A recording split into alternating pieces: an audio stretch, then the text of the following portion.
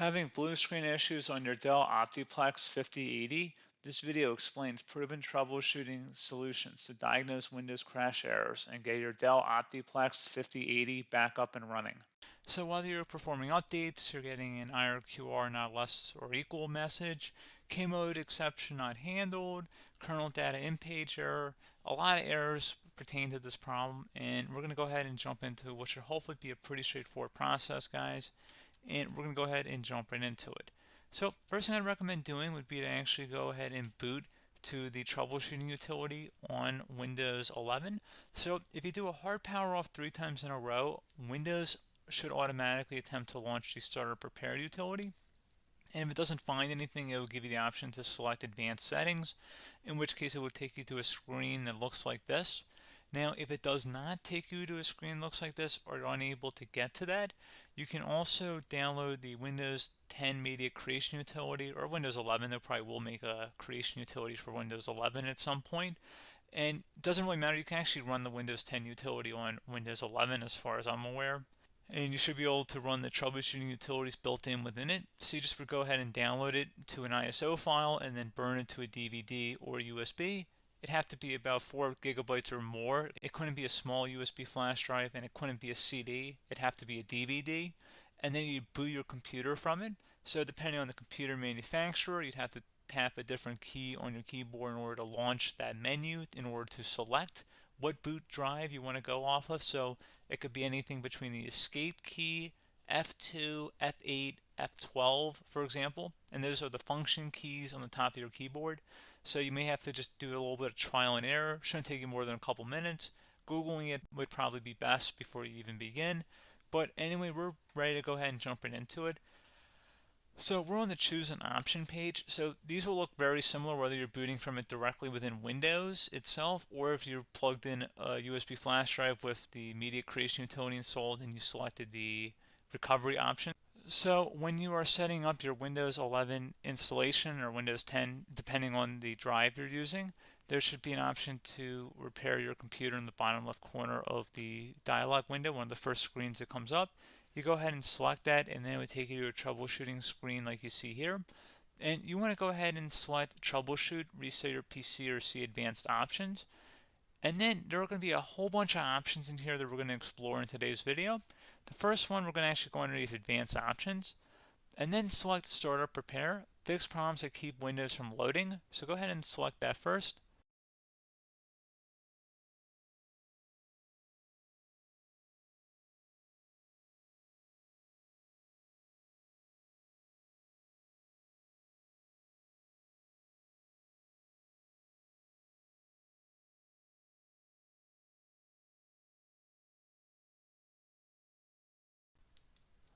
Okay, so you can see it could not repair our PC. That was our first option we could try. Something else, if we go back into advanced options here and then select troubleshoot, we're going to go underneath advanced options again. You can go ahead and actually access safe mode by selecting startup settings. And then if you select the restart button, you have the option on the screen select safe mode with networking, which will give you a key on the screen. It'll tell you which key to press to enter that. I believe it's the F7 key. It'll do that for you.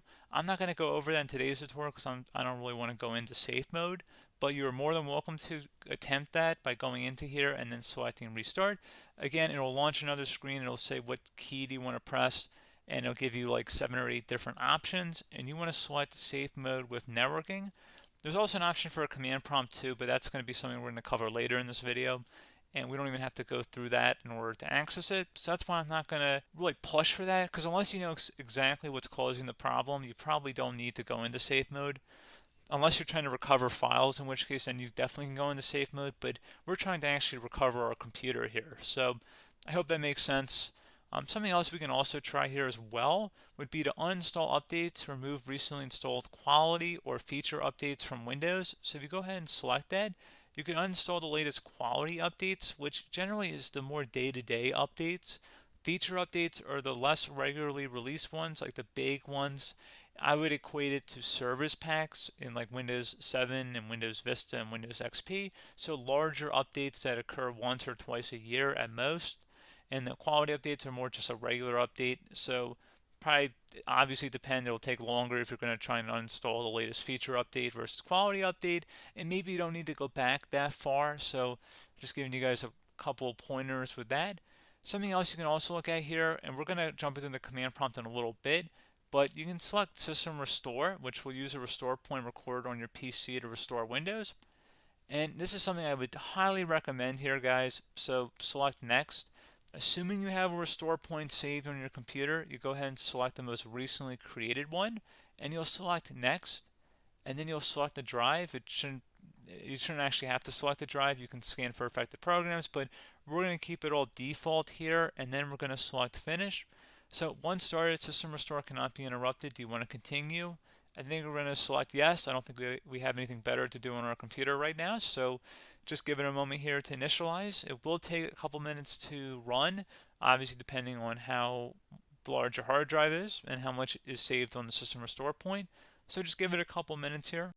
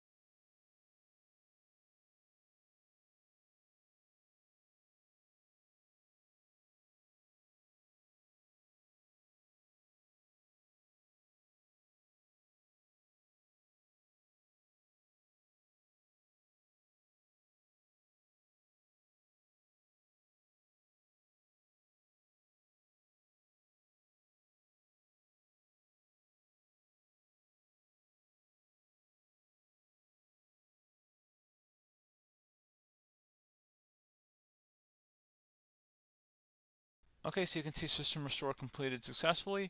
The system has been restored. Your documents have not been affected. Click the Restart button to restart your computer. Go ahead and select Restart.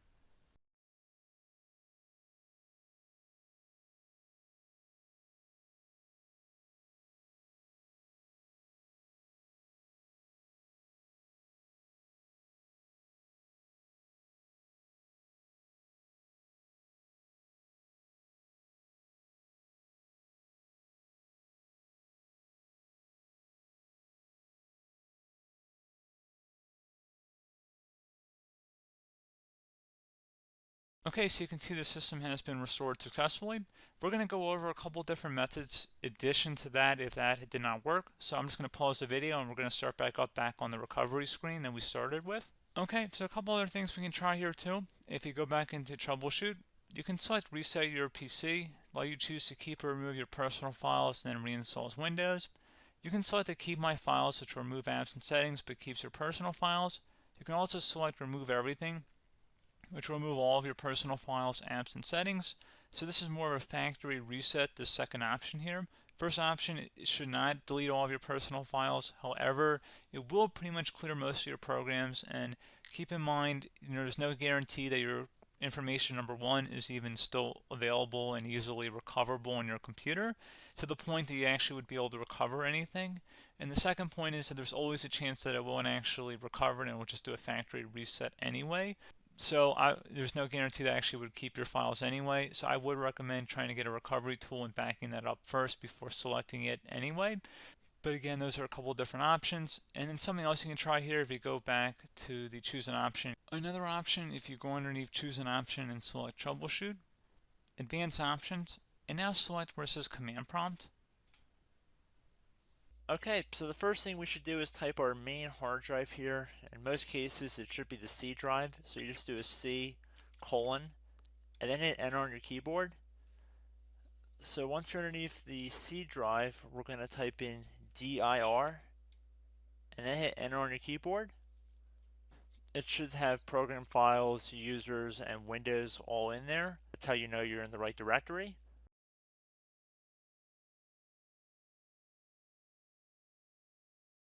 In some cases, it might be the D drive as well, so just keep that in mind.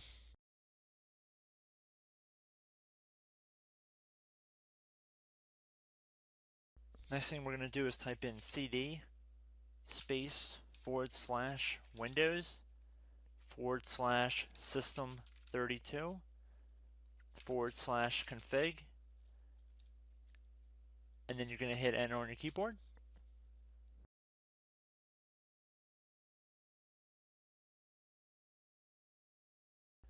So now you're going to type md space backup.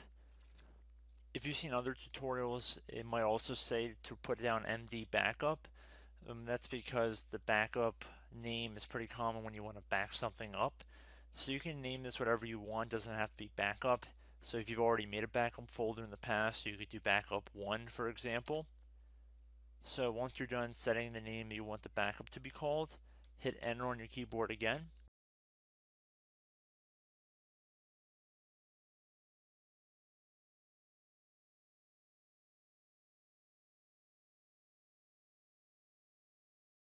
At this point you want to type copy, C-O-P-Y, space, then you want to do the star symbol above the 8 key, then do a period or a dot, whatever you want to call it, then another star sign, and then another space, and then type backup, and then hit enter on your keyboard.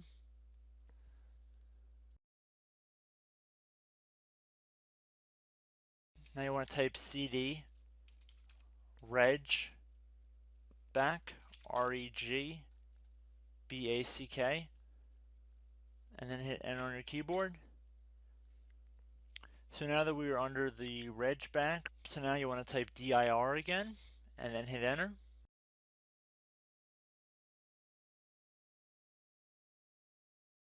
So now at this point we're going to type copy again. So copy, space, star sign, dot, another star sign, space, and then 2 dots. So we're going to type copy, space, star sign, dot, sign, star sign, dot, dot, and then hit enter on your keyboard again. So for overwrite, you want to overwrite all. So type A on your keyboard, so capital A, and then hit enter on your keyboard.